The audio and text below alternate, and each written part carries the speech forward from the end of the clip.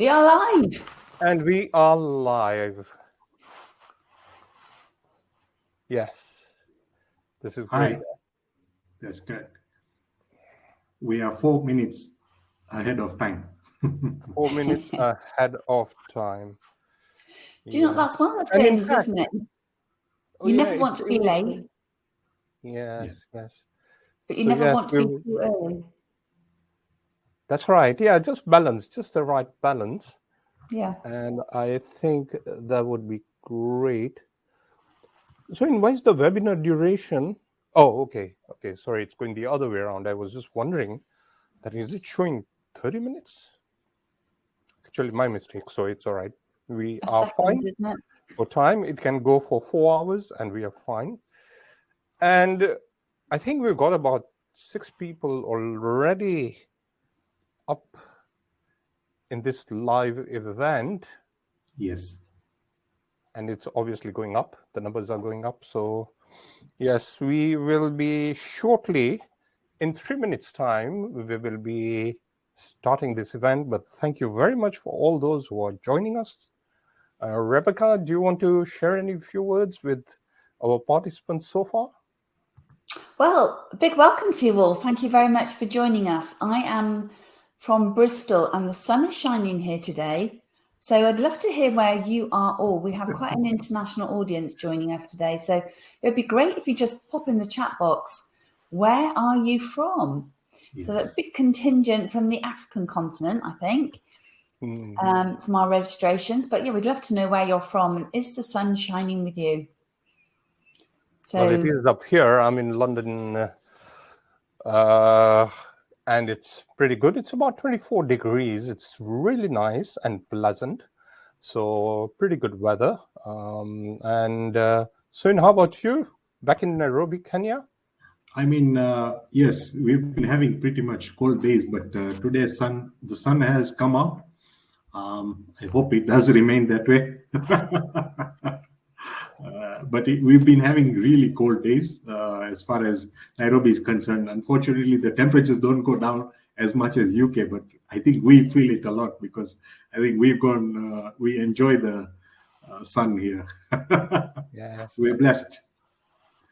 So welcome Kangai, welcome Ruth, welcome Manjeet from Nairobi, from Zimbabwe. Oh, yeah, and Zambia. So welcome to you all. Welcome.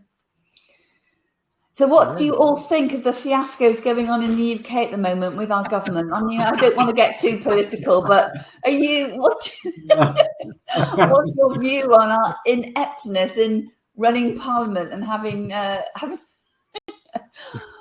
what are your real thoughts about our situation here in London? I can say it's a major issue of integrity crisis. Yeah, absolutely. Yes, it's been 2 or 3 days which have been really hands up here. I can see Hina Parmar has joined us. Hi, Hina. Welcome. Yeah. Kangai. Yes. We have Alan. Absolute intention and focus for today is that you gain insights that you can implement quickly and effectively into your business to sharpen that board performance and sharpen the performance of your business. We have to admit, we are facing challenging times across the globe. So we also know that there's always opportunities in challenging times, and we want to be talking about those as well. But first of all, very quick introduction to the three of us. So I'm just going to start with Soin. Soin, as you know, is in Nairobi in Kenya. And Soin has extensive board governance and he's got extensive business transformation experience as well. He helps organizations to really increase their productivity and their financial performance. And at present, you are a non-executive director, Soin, of an IT company, and you're helping with transformational change.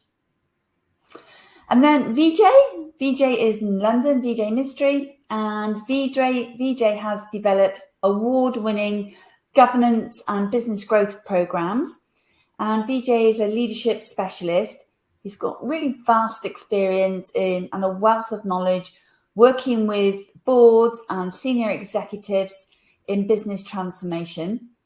And Vijay is a board advisor for a company in manufacturing and an IT company. So it's always difficult to talk about what you do yourself, but here goes. I'm a non-executive director of an SME private business in the UK. It's in FMCG. It's a growing business. I'm also an advisor, board advisor to a tech startup business. And my experience comes from growing a previous business to multiple 8 figures in the logistics sector. And when I added up all the years of experience between us, it came to something like 70, which makes it sound really old, but it's just the wealth of experience that we're bringing to this webinar on our experience of working with boards, high performing boards, and we want to bring that experience to this webinar and share it with you so that you can take your business growth and your board performance to the next level. So we all have a passion for that between the 3 of us, but we want you to have maximum benefit and impact from this webinar. So the best way to do that, would love you to engage with us. So if you have questions, please put them in the chat. We will unmute you if we think it's a quick question that we can answer sort of on the hoof. If not, there's going to be an opportunity for us to address your questions at the end. This webinar is going to be run for for an hour. We plan for our presentation to take about 40 minutes, allowing time for your questions and your engagement after that. So please, we've got a poll running, so we really do want you to engage and give us your views, and we're going to be asking questions as we go through to get your perspectives on things. So that's it, I think. We can, if this is all resonating with you and it's all clear, please just put a thumbs up in the chat box, and we will progress with our first graphic for our presentation. So our webinar today is about the 5 impact drivers for having an aligned high performance board. And you can see a snippet there of the L.A.S.E.R model, which we are going to be taking you through. Now, I said we're going to be talking for about 40 minutes, so we're going to be taking you through this at quite a pace. So whatever is best for you to absorb this information, we really do encourage you to make notes and just really focus in on our conversations and what we're taking you through. And there's obviously going to be an opportunity at the end, not just to ask questions, but to take a deeper dive into the L.A.S.E.R model, and also to get an assessment, so you can do an assessment on your own board performance. So we're going to be sharing that right at the end. So enjoy the webinar as we take you through it. And let's just go straight into what are the board challenges that many businesses, many boards that we work with are facing. And if this resonates with you, please, again, just type a yes and say, yeah, this is what you're experiencing as well in your own businesses. So big challenges around culture, making sure that we have a culture in our businesses that really inspires every single team member to perform at their very best. So the challenges of getting that culture right in an organization. And then, of course, costs are rising globally. I don't think any country is not experiencing rising costs in some way, in raw materials, energy costs. And we all have to be thinking about the impact that that's having on our margins as well. So that's a challenge. Then a misalignment between the values of an organization and the actual behaviors in the business. We see that in boards, and we see that across teams in organizations. And then that lack of edge. What is that edge that is really setting you apart from your competitors? And being a leader, not lagging behind. So we have experience of working with organizations where they have been leaders in the past, lost their way a bit, and now they're lagging and they want to get back up into that leadership position. And also we see boards where it's top heavy, where not every board member is performing to the level that they need to and are just not providing the return on investment for the cost that they are costing the business, for want of a better word. So do these challenges resonate with you? If you think there's something we've missed, please put that in the chat box. But this is our sort of current experience of what we're seeing boards are facing. But as we always know, even in challenging times, there are opportunities. And we're going to be taking you through, how do you seek out those opportunities? And so, you're going to be sharing your perspectives on that. Yes, and at this time in age, I mean, even with the COVID pandemic and economic doom gloom that's going on, there are major opportunities to be captured. One of them being the exponential growth that is being felt in many businesses. For example, Uber, PayPal, Shutterfly, Airbnb, Square, Amazon, Fitbit, Spotify, and we can name many others, and including others that we have worked with in the local arena. Now, the other aspect we want to look at is cost leadership, and differentiation is another aspect that I would add to that. What do we do in these current times? We got to outperform competitors at the lowest cost, consistent with the quality which is being demanded by the customer. And that's what we are trying, that we need to create value for the customer through product innovation, product features, customer service, market disruption for which customers is willing to actually pay. This is very important at this day, in this time. The next one is all about leveraging your time. And this is actually achieving the biggest result with the least amount of effort. There are multiple strategies you can actually use to leverage time to increase productivity and create much more impactful results. Time leverage actually allows you to multiply the rate at which you can get things done. A key component of time leverage is effective delegation, and that's what we actually work on with many boards.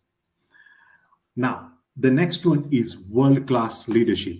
A world-class leader might be a very skilled and talented person, but they won't continue to improve and thrive if they don't keep their egos in check. Don't confuse being humble and being subdued or timid. It's all about controlling the ego and not eliminating it completely, of course, but keeping it in check so that you can keep on evolving and getting there, progressing to the excellence, as we always say. I will move to the next one, and that is edge elevation. And this is all about climbing up a cliff, having that edge on the cliff and elevating right up there to a 50,000 feet level. What we mean here by that ideology is that we're talking about having the advanced, innovative, and pioneering skill sets at the board level. These are actually very crucial to make sure that we can actually grasp the various opportunities that are around us. I cannot understate the fruits of what can be the fruits of this point. We will move on to the next slide, and that's all about the L.A.S.E.R model that we're going to be presenting, and I will hand that over to Vijay. Thank you, Soin, and thank you, Rebecca, as well. Before I just move on to the L.A.S.E.R model itself, I just want to acknowledge Prashant and Alan. Totally agree with you, Rebecca, and what you have discussed. And for those who have just joined in and who may have not heard Rebecca earlier on, please interact, ask your questions. We want to have your dialogue as well, where you are from, because we want to see how best we can really help you. So let me start by moving into the L.A.S.E.R model and how this can really make an impact, it's going to stretch your thinking. It will take you to another level. That's what we believe. And these are the 5 impact drivers for an aligned high-performance board. So why L.A.S.E.R? everything. There's no secret to success. There's a system to success. It starts with laser sharp focus. So that is the first thing. So spoke about time leverage, and we are looking into immersion because that is when you'll be able to unleash and unlock your creativity itself. So it starts with the laser model. Let me go straight into the laser model. The L stands for leadership. Nothing substitutes having the right leadership fit in place in any organization or any department for that particular matter. And here's a research which was done, and research indicates the CEO's biggest concern they have and the biggest challenge they have is not meeting expectations from their employees. So the deliverables are just not being met. So that is one of the key concerns. Leadership itself, leaders at board level, it's about being visionary. And sorry, I just need to backtrack slightly. When we are talking about the laser model, I am assuming that you have some loosely defined board structure in place.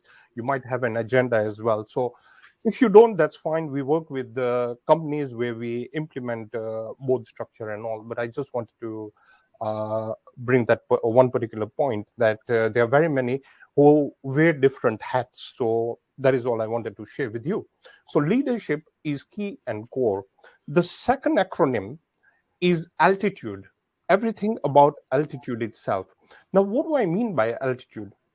Altitude means rising above the noise. For example, if you are, down a mountain, just down a mountain, and everybody is saying it's so difficult climbing this mountain and all that, everybody's concerned about climbing the mountain. As soon as you start climbing up the mountain, what's going to happen? The noise fades out, it starts reducing, and you'll start seeing the horizon more clearly. In other words, both behaviors, both attitude, both dynamics, that is very key when it comes to strategic thinking and strategic discussions. That in itself is the core in the growth of organizations. The third one, which I spoke a little bit about in altitude, is strategy itself. Sadly, I've noted in many organizations, mid-sized organizations, we have observed that they don't have a proper strategy in place. In one particular company, it was a manufacturing organization. I said, "Do you have a strategy?" They said, "Yes, we do have a strategy." I said, "Show me the strategy." And they were showing me a financial forecast. That in itself is not enough. That is not a strategy as such. So you need to make sure that you have the right strategy. And the question you really need to ask is every board member aligned to the company vision? It has to be aligned so that you have the right roadmap in place and the right navigational path. The next point, and this is a big key missing link in many organizations, and that is evaluation. Board evaluation itself, evaluating the board. And here's what my observation is that as owners in many family businesses and in private organizations as well, here's what happens is that self-evaluation in many instances is missing. So you need to ask the question that do we understand the gaps to success and addressing with urgency, having that urgency mindset, because we'll be talking about drill down of all these points. But I just want to leave you with this particular thought. Evaluation and appraisal at board level is where the impact is going to be. That is where you'll be able to progress. That's where you'll have the next building blocks. That's where you will move and rise above on a different level altogether and have that competitive advantage. And finally, again, risk. Risk is so important. Now, if you have to make a decision, a big decision, whatever decision that you have to make, you'd be looking for about 60-70% facts, and 30 to 40% is going to be the uncertainty or the void. That's the risk that you're going to take. But you need to ensure that you have your risk discipline in place, you have the risk appetite in place, the risk thresholds in place. You need to make sure that you have the right risk parameters. And so this forms the laser model itself. We're going to share with you 24 key core drivers because we're drilling down in these acronyms, L.A.S.E.R, there are 24 drivers which we want to share with you so that you can take home some value. And again, like I said, that please do share your insights and thoughts, and just let's just have this dialogue. I can see Rajesh Ram, Martin, and Rajesh Ram again has had some contribution to all this. So we will be taking those later on. But for now, I'll pass it over to Rebecca to take over, and I think there's going to be a poll. Rebecca? Yes, we have a poll coming up now, so we'd love to get your perspective on this. What is the single biggest concern that you have within your boards, or that you see with companies that you work with in their boards? What is the biggest single concern that you have within your board? Is it the process of decision making? Is it evaluation of risk? Is it the uncertainties, so many of those, particularly at this moment in time? Is it having the right culture in the business to inspire the team and have the right team, especially as we are facing a shortage of great talent? Or is there something else? So we are going to put that poll question up. Pronto? Are we not? Poll is up. The poll is up. So I can see. Yeah. Don't ever think this. Just go with what your gut feel is. What you think the single biggest concern is to your board. I don't see how that's panning out. I guess you see that. So, India? Yes. Okay. The poll results will be published once we are done. Great question, Rajesh, around sustainability and exponential growth. Sure, we will have some very different views, maybe potentially on that. So we'll pick that one up a little bit later on. But thank you for that, and please continue with your questions or asking our perspectives on things. Of course, sustainability. Of course, sustainability is something we're going to be keep picking up. Ahead in the presentation. Okay, so what is the poll? We are going to close the poll in 3, 2. Last minute. If you haven't voted, please put your vote in now, and we will call the poll to a close. So, what does it look like? So, thank you, Rebecca. And what we have here is quite a balanced poll outcome.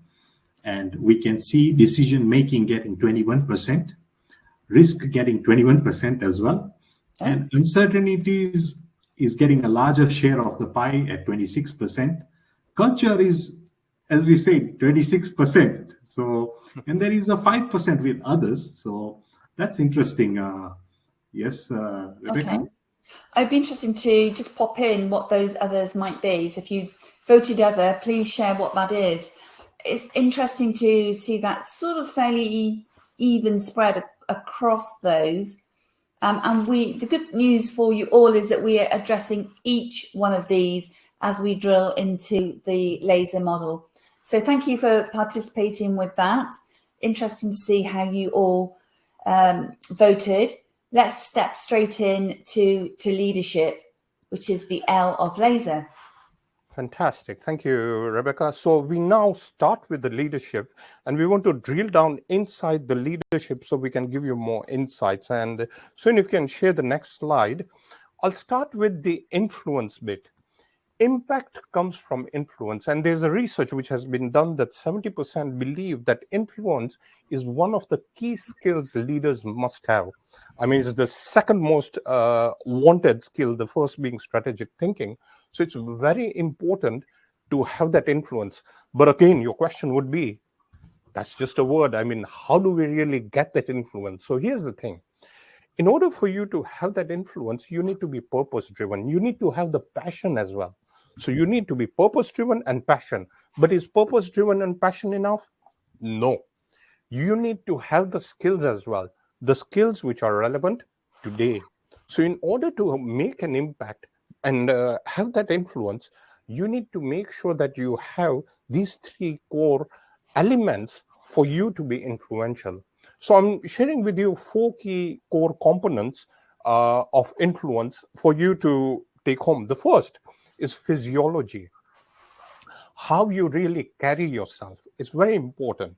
The second is assertiveness, owning up and making sure, irrespective of what happens, you finally are, take hold and be accountable as well. So assertiveness is very important. The third is communicating with clarity. Clarity is where the impact is. So communication and communicating with clarity is key. And the fourth is tonality, your passion coming out when you discuss, when you talk. So your tonality is key. So this is what it is. It's PACT: physiology, assertiveness, communication with clarity, and tonality. If you take this into place, then you will see that you will have the moving parts for you to be influential. Sorry? Yes, and we are on to the next one, and that is having an innovative mindset. Now, leaders with an innovative mindset are always looking forward. They are always thinking forward. They are actually creative. They are actually open to testing, making mistakes, and trying again. Now, this is very important because what we say is when you fall, you got to get up. The next thing, what we've got to do is having a collaboration and progress loving attitude. They actually do not love the past. They know the new is always coming. So what are the steps to have a creative and innovative mindset? As I said, it's being open to change. That's one. Embracing creativity. That's very important. Thinking big, thinking out of the box. That's what we always say. The next is showing the courage, embracing.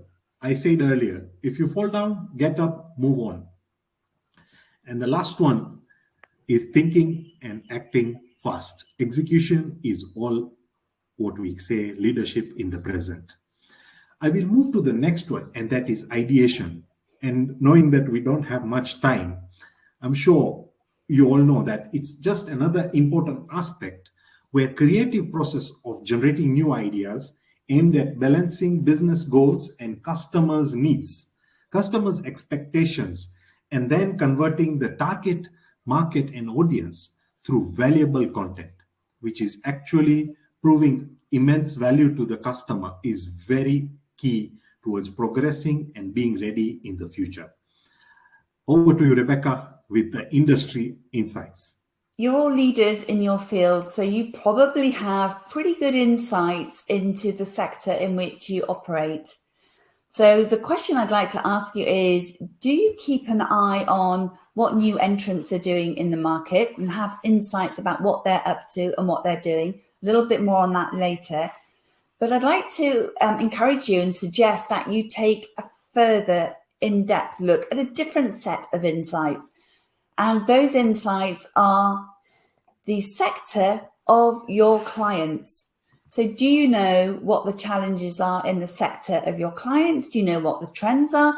Do you know what legislation might be hitting them? Because when you know that and you've got an in-depth understanding of that, it helps you with the ideation piece that Sohan was mentioning. It helps you to come up with those new ideas, and you start to look at things from a different lens. You start thinking about how you can help your clients from a different perspective.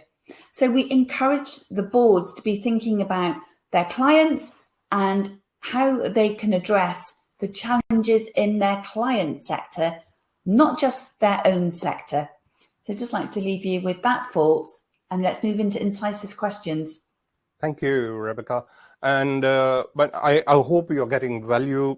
Please, interact on the chat. I can see a lot of you are already discussing. I can see Patricia, Rajesh, all of you. Alan, I know there are uncertainties in Brazil as well. I want to move into incisive questions. Now, our observation with our experience, like Rebecca said, that we've got about 7 decades of experience, making us a bit old in some shape or form. Here's what some of the observation is that there are some board members who are passive, who don't really contribute. And there could be certain reasons. There could be that they are not prepared, they are not aligned to the values, or they are not aligned to the vision of the organization. They may not understand something, or they're simply scared to contribute. They might feel that what others may feel, or maybe feeling intimidated or whatever the issue is. But here's the thing. Knowledge is getting the right answers. Intelligence is asking the right questions.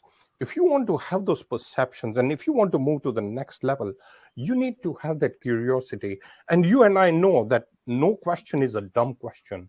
You have to ask those difficult questions, or even the most simplest of the questions, just to make sure that you have the right perspectives from everybody as well. So that in itself is going to help you to calibrate and move towards your true north. That's what I believe. So let's move to the next one. Altitude. Yes. And we'll, as we all know, altitude, it's all about it's your altitude, and that's what really helps in creating exponential growth. And in this one, what are the components of this this initiative in taking you to the next level? One of the major aspects towards altitude is exuding confidence. Now, when we say exuding confidence, what's that all about? I mean, it's all about making sure that you have an aura out there which is actually portraying you as a leader. Now, how do you do that? And how do you focus on that? Very important is that you focus on your strengths, talk yourself up, prime yourself for success, look for inspiration, avoid making comparisons. I mean, everyone has its own time to take off, right? And taking on new challenges. Now, very important here is taming your nerves. As we go into these presentations, we always get our nerves, but it's very important to tame our nerves at every stage. Because what happens is, when we focus on something, you'll come to an aha moment, and we actually come to that. Now, another important aspect of exuding confidence is with your body language. This actually says a lot. So we'll move to the next element of exponential growth, and that is authentic. Thank you. So in authenticity, what is that one default currency everybody requires? And this will even answer part of, Rajesh, your question. The one default currency, no matter whether it's online, offline, whether you are trading, whatever sector you are, it is basically trust. This is what we believe. But here's the thing, that in both dialogue, we have observed that there are sometimes we observe this, that there's this invisible mask being worn. So in other words, the behaviors, the attitude, the discussions, everything changes.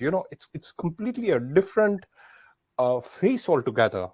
And here's the problem. The problem is there is a misalignment. That congruence is missing. In other words, for you to progress and for you to add traction and for you to have that trust level, the trust we've been talking about all this time, it's by being authentic. It's by being vulnerable as well. It's by being open as well. So this in itself is where you will have a deeper engagement and a deeper connectivity at the end of the day. So work on towards having this authenticity piece in place, and you will see it's going to really add a lot of traction. I'll pass it over to Rebecca. Respect, I think, is one of those words that we use very often. Of course, every one of us here will respect each other for their skills and who they are as individuals. But I'd just like to share a story with you, because I think the aspect of respect has to permeate every single corner of your business. And I had an experience with my previous business where we had something like 500 plus trucks out on the road. And of course, as a result of that, we had a strict no drink policy, as you would expect. But I had a senior member of the team that seemed to think it was absolutely okay to go to an event, have a glass of wine, and then drive a company car. And that for me was showing complete disrespect for every other team member in the business who stuck rigidly to the policy and to the rules. And so my message here and my challenge here is we have to make sure that every piece or every value is completely aligned through our behaviors. And obviously that was a situation that needed to be dealt with. So you want that coherence and that consistency across the whole business.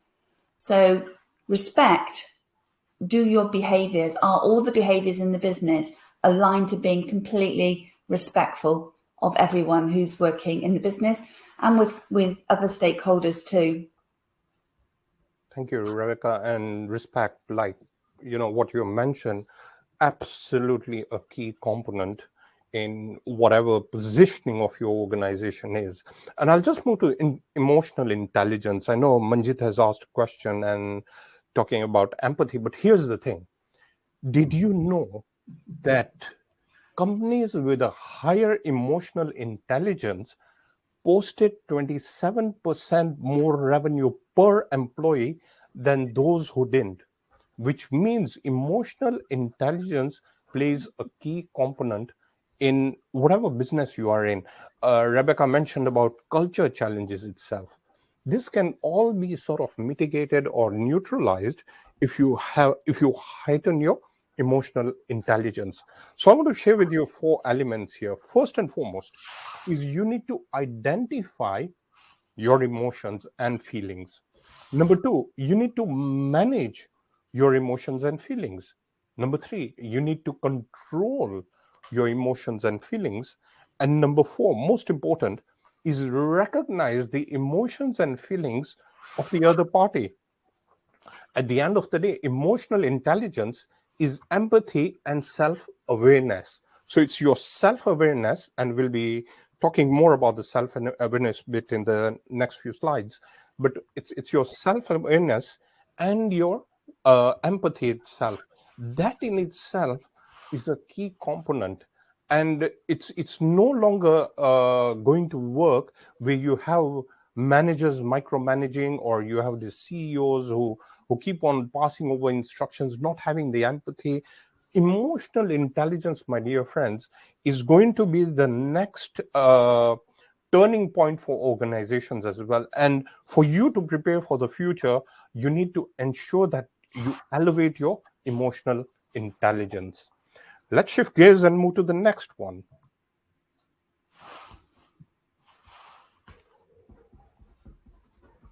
So let's go into strategy and kick off with relevance. Back to you, Vijay. Thank you very much. Yes. So when we are looking at relevance, what are we really talking about? First and foremost, you need a strategy which is relevant. Now, here's the thing.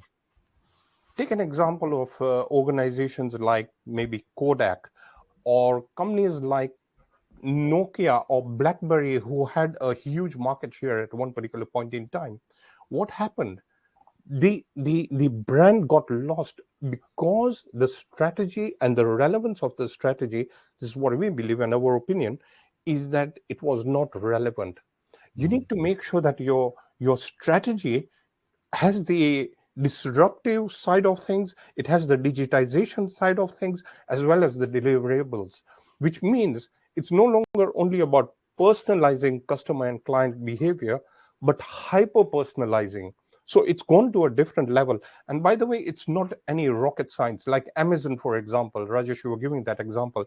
They personalize the experience itself. And artificial intelligence and digitization are the 2 key components which is going to help organizations move to the next level. I'm sure, Rebecca, I'm taking your small point here. I'm sure that's the next point which Rebecca is going to share. But my point here is it is so important at this particular point in time to make sure that you have that relevance in place. Over to you, Rebecca. Yeah, we all know that the digital revolution is with us and we can see it in our everyday lives. But one of the questions we always sort of focus on when we're working with boards is, how are you using artificial intelligence?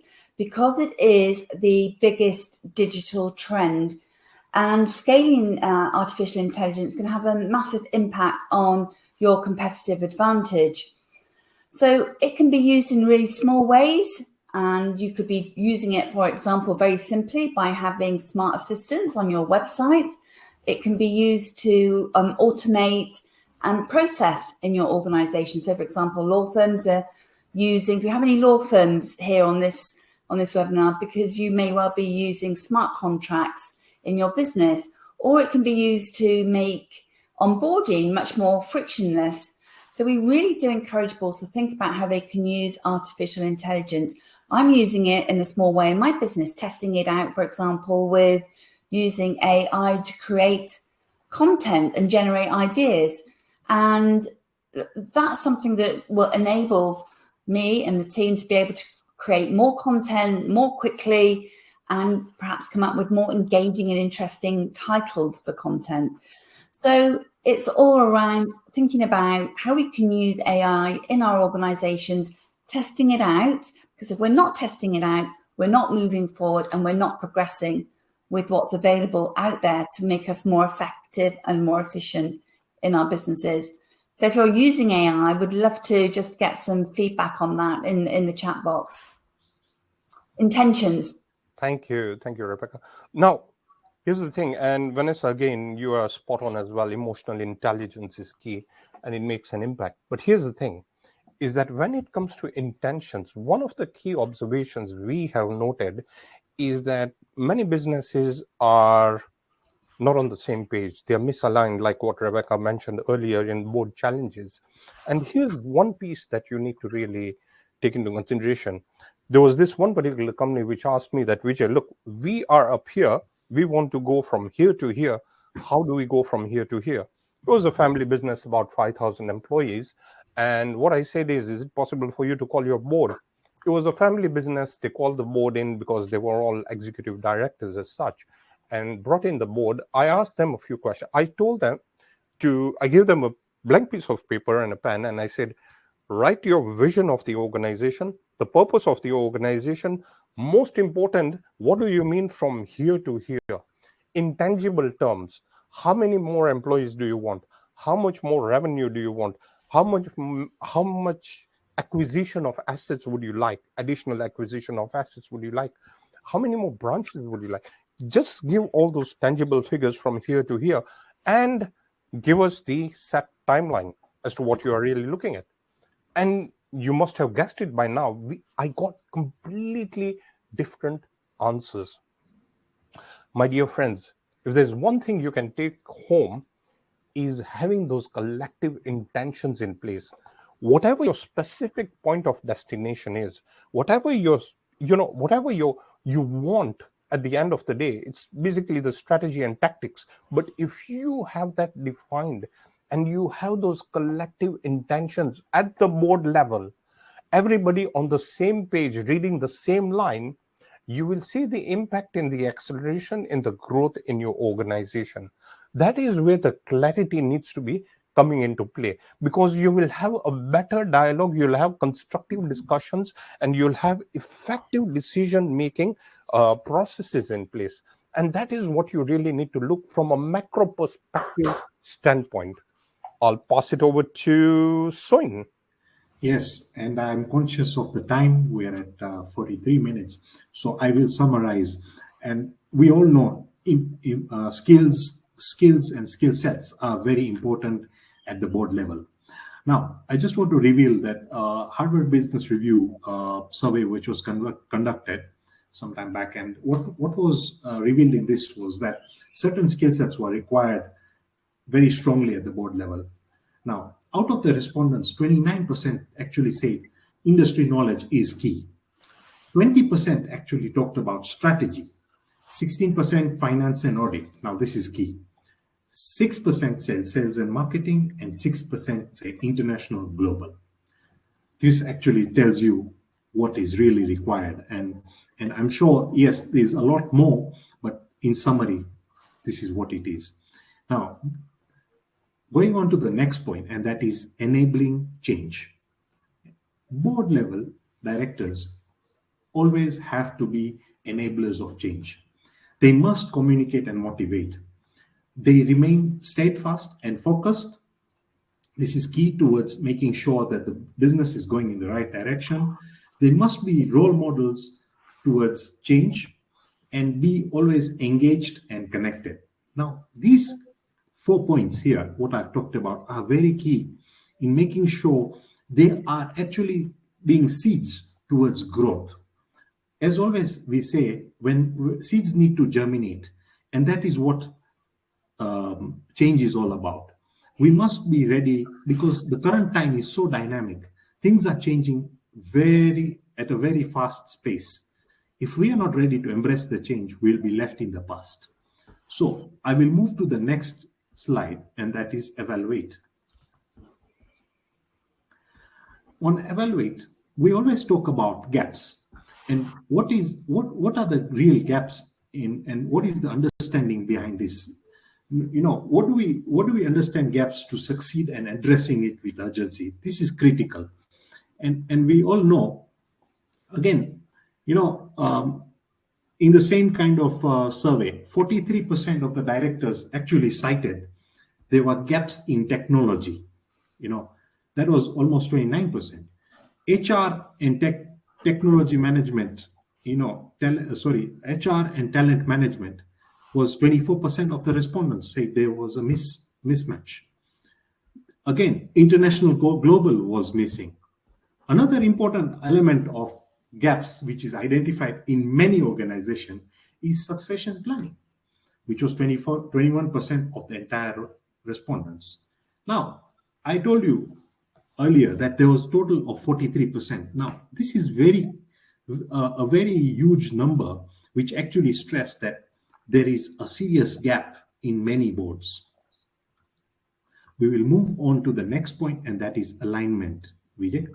So in alignment, what we are looking at is personal alignment within yourself, centering your thoughts.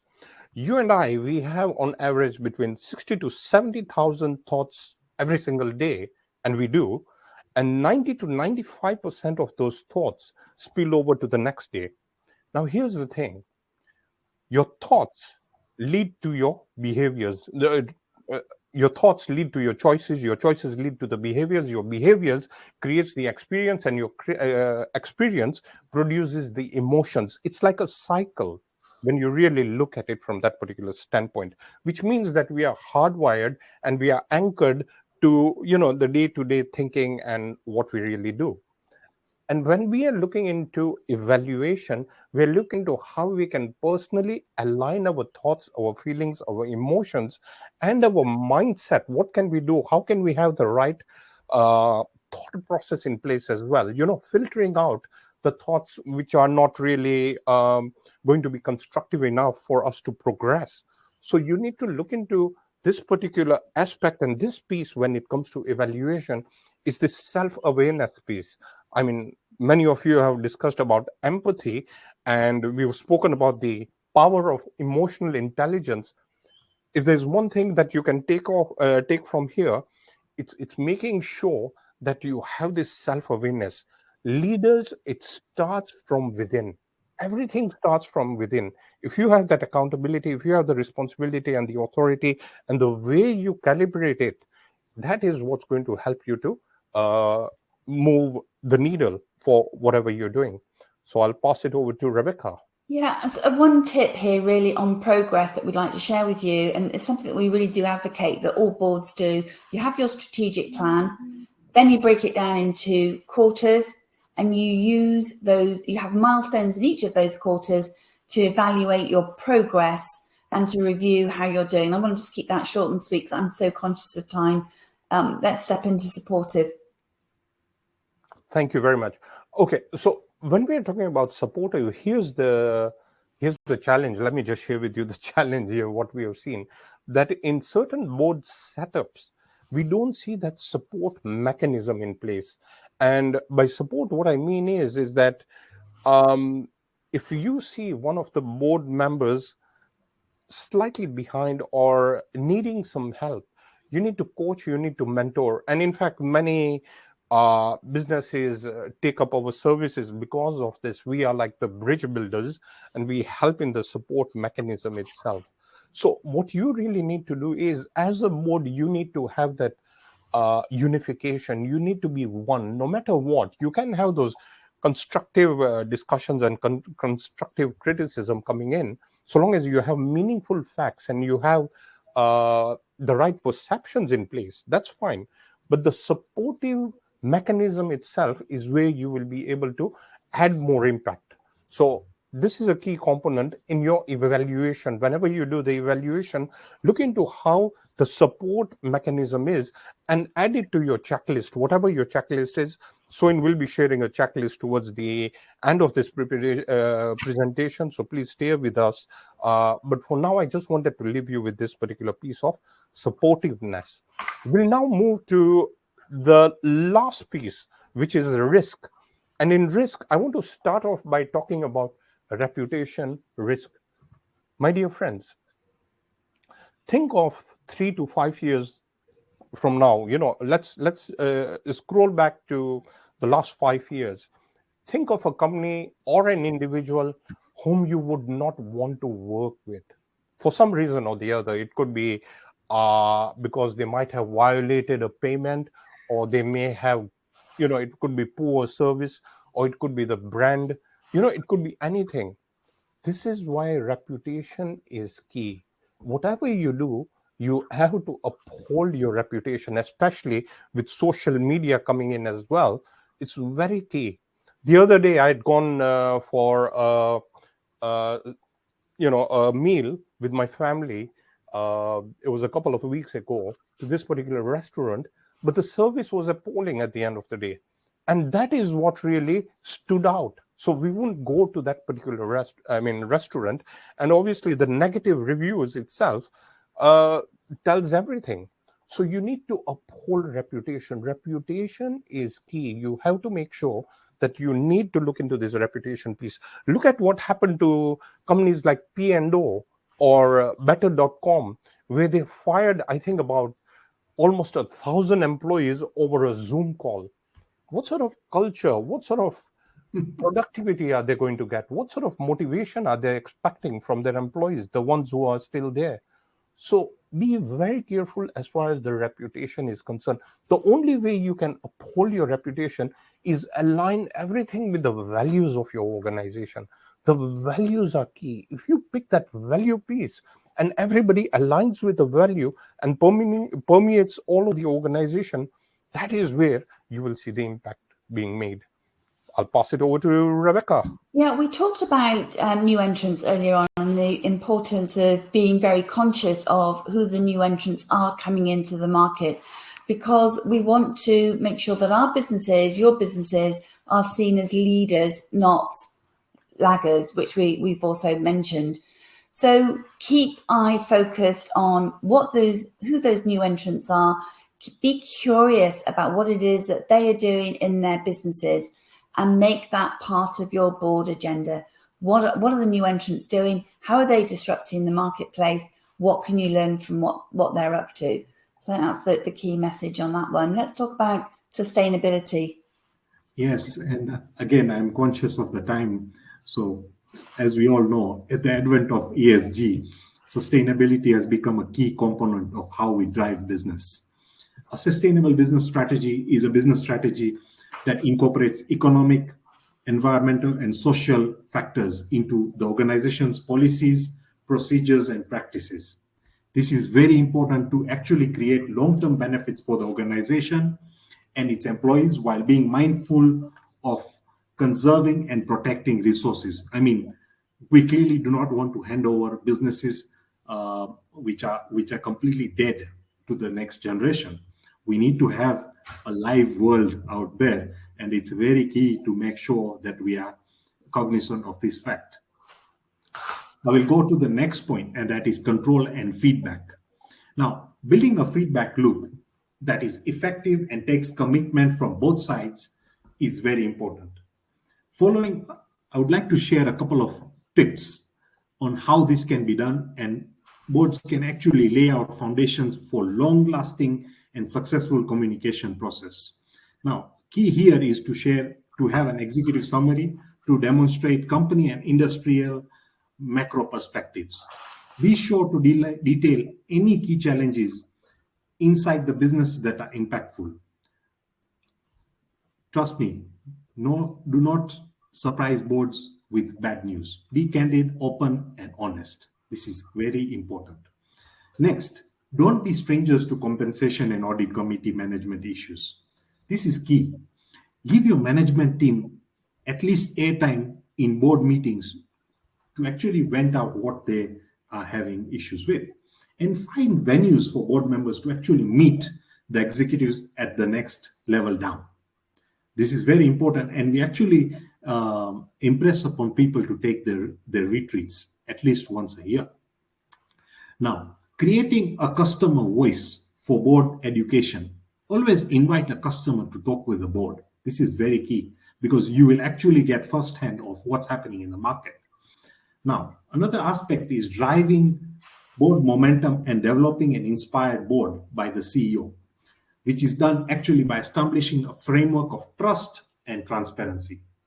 This is very important at this stage. Always get involved with peers for ongoing personal development. A lot of leaders do not do this. And in summary, this is actually what actually will drive leaders in the control and look back feedback loop, and they will progress to the next level. I will move to undercurrents, where Vijay can talk about that. Now, undercurrents. First and foremost, if you drive a car, you take it to the mechanic, and the mechanic will, sort of tell you, can you hear that noise? Initially, you won't hear the noise, but when you press your ear towards a particular part of the engine, you might hear a noise which you have not heard. Similarly, undercurrents. These are the silent violations of values or policies. And let me share with you what I really mean. In one particular company, they had a policy that receivables, they should not exceed 90 days. And this happens in many organizations. In comes one company and says that, hey, look, I can't pay within 90 days. Is it all right if I pay, another 15 days later?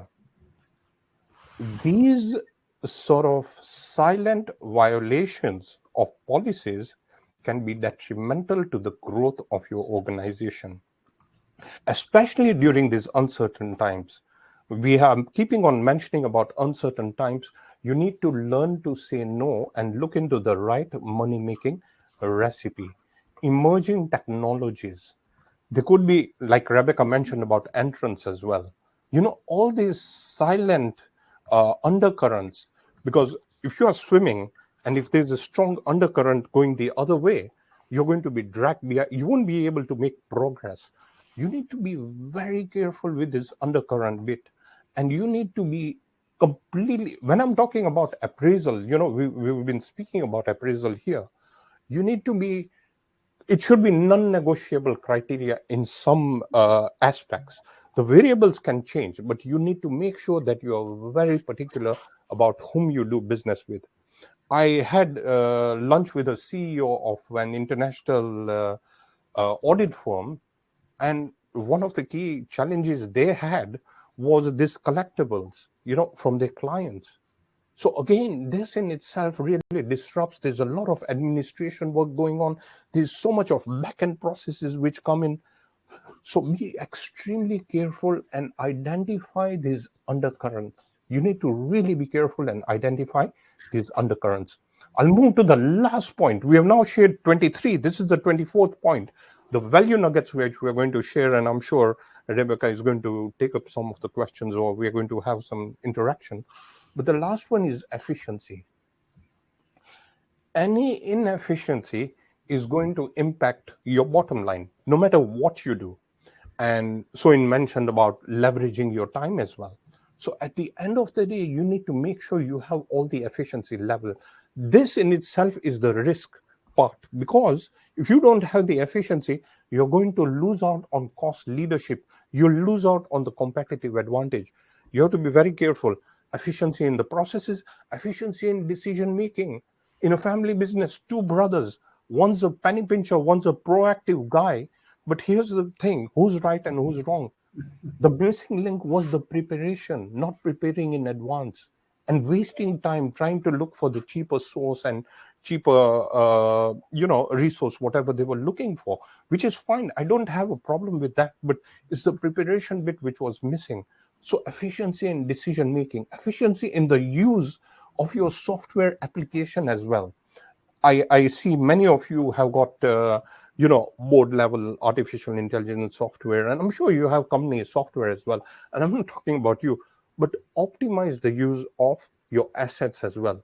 I've seen so many white elephants in organizations. They buy this software or they buy a fancy piece, fancy looking piece, but they just use 10, 15, 20% at the top, and they miss out on the efficiency. They miss out on having that edge and the advantage at the end of the day. And I'll leave you with this final quote. I know, Rebecca, I'll just mention this quote.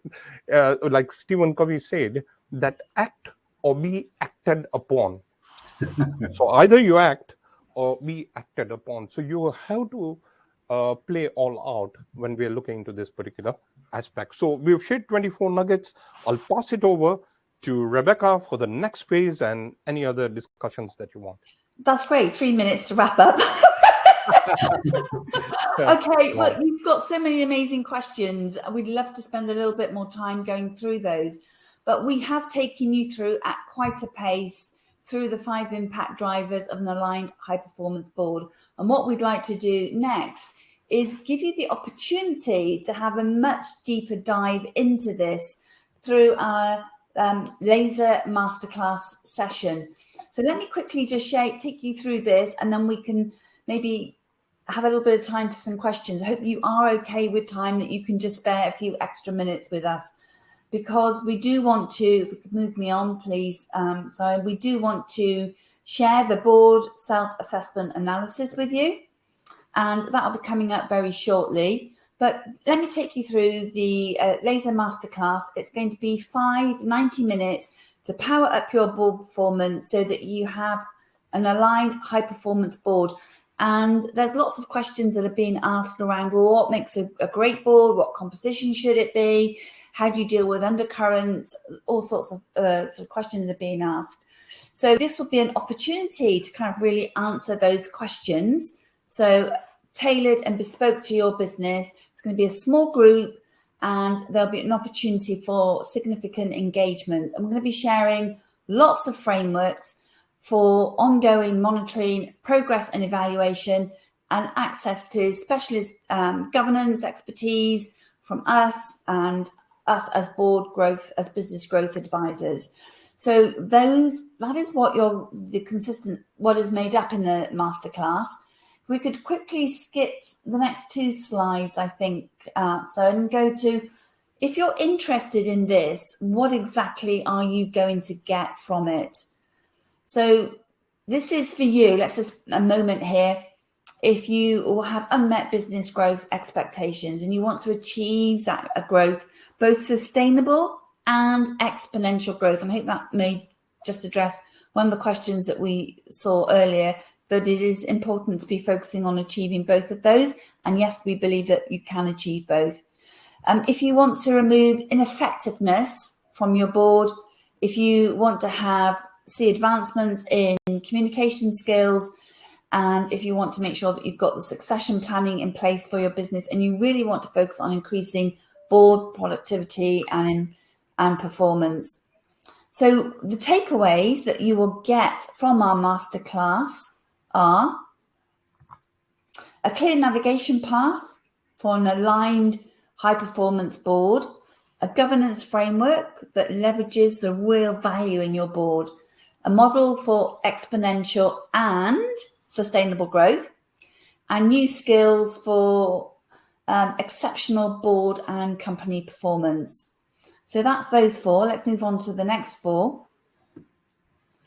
Then the next 4 are a pathway to empower future-ready leaders. You will have teams in your business that you see as future leaders. So how do you empower them to have the skills, capabilities to get to the next stage?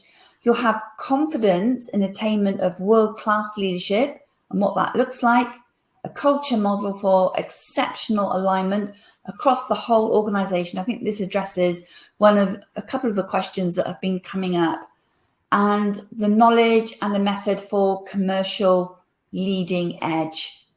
So we will be in the masterclass, these will be your takeaways. So if this is something of interest to you, please just let us know in the chat, and I will quickly take you through what the cost is for this. Now, we don't want you to see it as a cost. I use the wrong words there. It's the focus on the value that you're going to get from it. I'd like you to think about what is the value to you of having those takeaways that I just went through. So we have an offer for you. It's going to be on until the 12th of July to have the masterclass sessions, those 5 90-minute sessions, and that will be £997 per individual. Now, I know you'll need to work that out into your own currencies. If you think this would be good for 3 or 5 board members, the cost will be £2,497. And if you've got more than 5 board members that you think this would be a really worthwhile investment to get all our board members really on board with this, all singing from the same hymn sheet, really focused and clear about where we're taking our board and all congruent to that, then just get in touch with us and we can give you a separate costing for that. So if you're an early bird person and you can see the value and you'd really like to take advantage of this, go for this, and this will be on offer until the 12th of July, but from the 13th of July the price will be increasing, and the masterclass will increase to £1,997 per individual and £4,497 for 3 to 5 board members. I've rattled through that, but I want to give you an opportunity to, here are the dates for that. So you might want to put these dates in your diary. 21st of July from 9 till 12, 28th of July from 9 to 12, and the 4th of August from 9 till 10:30. So these are going to be impactful, intensive, very, very focused, all contained in a short period of time, and then with actions at the end of each of these for you to implement in your business. So you see that progress. It'll be a group session, and they'll be online, and there'll obviously be breaks as we go through each of those intensive sessions. So if this appeals to you, let us know, get in touch with us. The next slide is going to just, if you want to have a further discussion with us about it, you can get in touch with either one of us. So we've got our mobile numbers there. You can contact us on WhatsApp. We've got our email details. So get in touch. Or if you feel this is something you are up for, this is something you'd really like to do, you see the value in it, you can register. And I think so, and you'll put that link in the chat box so that you can register for it. And also now, so please could you put the link in to the board assessment. So this is something that we've committed to giving to you, so you can go use that and do an assessment on your board, and maybe share that with other board members as well. And then that as a conversation, if you've got different scores, and understand where the gaps might be, which we talked about in the L.A.S.E.R model. Pause for breath. Any questions on that, please put them in the chat box. But maybe so we could have conversations with some of the great questions that we have been seeing as we've been going through our presentation. I'm sorry for the, oh my goodness, sorry for the slight overrun. So, and what questions have we had that we ought to be addressing? Yes, there's several questions here. I'm just going through them one by one. I mean, we can start off with the first one, which is, of course, I've already answered that we will be sharing a replay of this for everyone, but it will be available for the maximum of 72 hours after the close of this session. So please do have a look at it when you get the time. And there is, of course, a comment by, one second, by Vanessa Chitupila. Emotional intelligence is such a huge factor, especially for staff motivation and engagement. And I, for one, definitely agree with that. Rajesh Ram have commented on authenticity. I think Vijay handle that partially. Rebecca, would you like to add on that? I can't see the question just at the moment. Which question are we looking at? I'm just so conscious of time, and we've got so many more questions that we would love to address. Just put your thumbs up if you're okay for us just to run over for a little bit longer. If you have to go, you have to go. And if you have any questions about our offer, please give us some feedback there. So what was the essence of the question? There is, let me take up one of the questions by Edwin Nyakongo. As a leader, there has come up an issue at your place of work, either affecting you directly or indirectly. To maintain your reputation, not to have that issue or problem speculated on, how good is it to be handled? Okay, who asked that question? Perhaps we could quickly unmute them if they're still here. Edwin Nyakongo. I'm not sure whether they're there, but are you still with us? No. Edwin? No, maybe he's moved on. I think if we can answer the question, I mean, just for the sake of anybody watching the replay, it would be important if we can just add a few insights. So how are you able to manage your emotions just in case a given issue has seen you, but you need to handle it professionally without letting it be visible to your colleagues and workmates? Is that the one? Yes. Yes.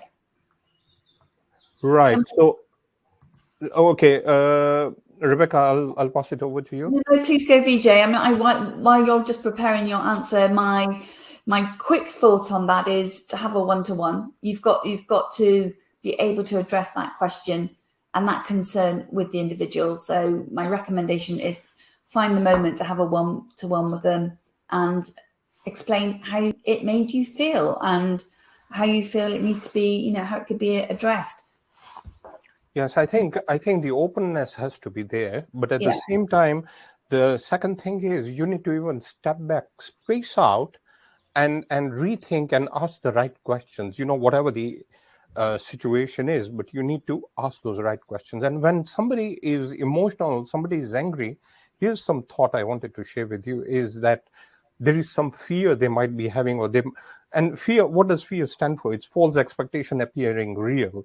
So what you really need to do is you need to open up the dialogue and find out exactly what it is and what the other party is feeling. So that is where the emotional intelligence really comes in. But again, like what Rebecca said, we need to also know more about what the issue is. But, just to give you an insight on that. Yeah. There is one very interesting question by Felix Nituagaba. Sorry, I hope I have pronounced that correctly. Thank you for the presentation. How can we keep trust and handle critical conversations? A good question. Okay. Good question. Okay. Trust, actually, it's just like excellence is not an act. Excellence is a habit. Trust is default. It's within ourselves. It's either there or it's not there. So this is why we spoke about the authenticity piece, which is going to, that is the core gel of everything, the trust element. What's the second part of the question, Sonia, if you can share? Yes, and I can repeat. How can we keep trust and handle critical conversations? Yeah, critical conversation. Here's the thing. Communication is basically the oxygen, or it can be the slow poison, like I spoke about the undercurrent. But here's the thing, is that communicating with clarity, critical conversations requires critical thinking. And critical thinking means that you are here to ask the right questions. So connect all the dots with whatever the issue is, whatever the initiative is, whatever the project is, and you will be able to open up a dialogue and get perceptions as well. So I hope I'm making sense, because that is such a powerful piece itself, that you will be able to connect from within as well as connect from whatever the situation and scenario is. So critical conversation through critical thinking, but also asking those incisive questions. Vijay, if I may add, the issue at hand is when you're having these conversations, be emotionally in touch with the person, listen to what he has to say, and then you got to keep the confidence and trust of the person. So this is a key issue, and leaders must embrace this so that people do give them their trust. I will move to the next question, which is from our friend Miss Nihal, and he's asked about a comment about one of the points, which is what Vijay explained, and that is undercurrents. And his question is this similar to whistleblowers? Nihal, and I know there's a question from Nita as well, but we'll come to that one. But Nihal, here's the thing, is that whistleblower can open up to leakages, malfeasance, fraud. They can open up to those sort of conversations itself. The undercurrents it drills down slightly deeper. In other words, what I'm trying to really point out here is that you need to pay more attention. Now, I know, and I'm not mixing Nihal's question with Rajesh's. Rajesh is saying that you need to be flexible and help others weather the storm and have that dialogue with them. I get it. This is why I say there is variables. There are certain variables, but you should also have certain thresholds as well, where you should not exceed those thresholds. So Nihal, whistleblowing is just one element of undercurrent. Undercurrent are those silent signals. You could be having, and I'm sorry to say this, I've seen a number two heavily influencing the CEO. For example, a chief operating officer or a general manager heavily influencing the CEO, who's the owner. And because of weak leadership, the CEO is not assertive enough. This is why we spoke about influence. If you remember the influence piece, I was speaking about assertiveness. So you need to make sure that you need to pick up those silent signals within your organization.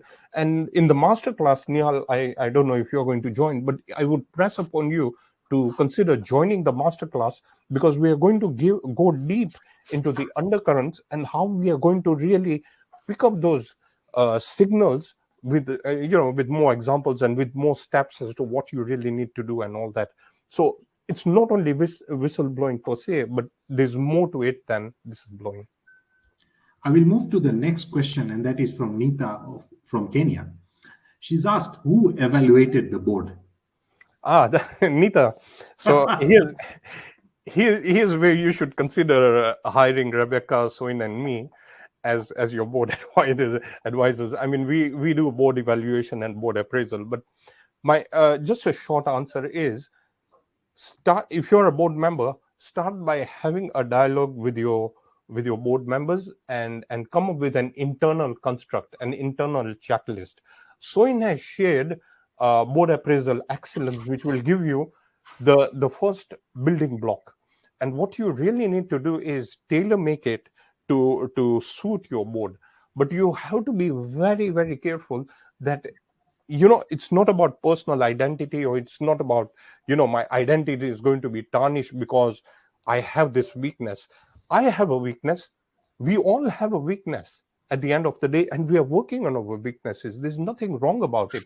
This is why this is why there's uncertainty. Otherwise, in an ideal world, we would be completely bored. My point here is, who evaluates the board? You need to have that system within your organization if you have a loosely defined board structure. And Nita, if you want, we can have a dialogue and we can help you further. So if you're interested, just reach out to us and we could have a separate offline dialogue where we can give you more insights. There is one important question from Manjit Gidi, who asks, kindly confirm, what is an ideal board composition? That's a very good question. Rebecca, maybe you want to start off? Well, for me, it's around understanding, what are the goals and aspirations of the business, making sure that you have the talent and skills on board to make that happen. But in addition to that, what I think is extremely important is making sure that you've got the mindset to be progressive and take on board many of the things that we've talked about. So having that open mindset that is looking at future developments, is curious about what new entrants are doing. So having that growth mindset, so having the skills that are aligned to where the business is going, the strategic direction of the business, but then equally importantly, if not more so, I feel at times, because we can learn skills, is to have the mindset that is absolutely committed to and open to what needs to be considered to make that happen. So having that growth mindset. And I'll just extend that slightly further, is that just make sure you have those collective intentions. I know Rebecca spoke about it, but not only skills that are relevant today, but future ready skills, because they are these skills like creativity. You need to, I mean, in the masterclass, we'll be going deeper into it, like attention management and other elements of what skills you require for the next coming decade. So what you really need to do is that make sure that an ideal board, the diversity, inclusivity, and equality. And I'm not talking about ethnicity, diversity, or anything. I'm talking about the perceptions. I'm talking about the authenticity of the dialogue that you're going to have, having those genuine dialogues without having that hidden mask. And you will see the constructiveness, the strength, untrapped energy. It would be completely unlocking the full level of energy, which is going to help you take your board to the next level. I think I would just like to add, in a previous presentation of mine where we talked about the ESG, and board composition was one of the very key aspects in governance. Now, it's very nice to have a diverse board, but diversity does not just mean that. It's actually talking about what are the skill sets that board members have, and the diversity that is in that. Now, if that is very well spread, and we've got creative board directors, you've got executional or oriented board directors, and there is also motivational directors and other facets of board members, then it's very important to have basically a very well balanced board. Over to you, Vijay. I think we should. Have we addressed most of those questions now? We've actually addressed all the questions, and I think with us slightly overstepping by 22 minutes, we can now close this session. Well, please take a photo of our details here to get in touch with us if you'd like to have any further discussion. Maybe, in addition to the masterclass, you'd like to find out more about our board advisory services, so board assessment and appraisal as well. So take those, get in touch with us. We are daily on LinkedIn as well, so you can get in touch with us there. I'd like to say a very, very big thank you for joining us, for your engagement. Really appreciate that, and all the questions that you have put to us really show that the care and the thought and the attention that you are giving to the performance of your business and your board. So all credit for that. We hope you've had tremendous value from today. If you're still with us, as we've overrun, apologies for that. Please give us some indication of how much value this has been provided for you. If it's a 5 out of 5, put in a 5. If it's not been value, well, give us a 1. I like that. If it's somewhere in between, a 3 or a 4. Yeah. That helps us to shape what we do, because we are also keen to be progressive, add value, and live up to the laser values that we've been talking about and sharing with you today. Yeah. So feel free to give us a score, and thank you very much for joining us. Thank you, everybody. Thank you very much, and wish you all the very best. I know Neeta said she's going to have a dialogue. If any of you want a dialogue, take a snapshot of this particular page, and just feel free to reach out to us, and I'm sure we will help you out in some shape or form. So thank you very much, everybody. Thank you. Bye for now. Bye-bye. Bye.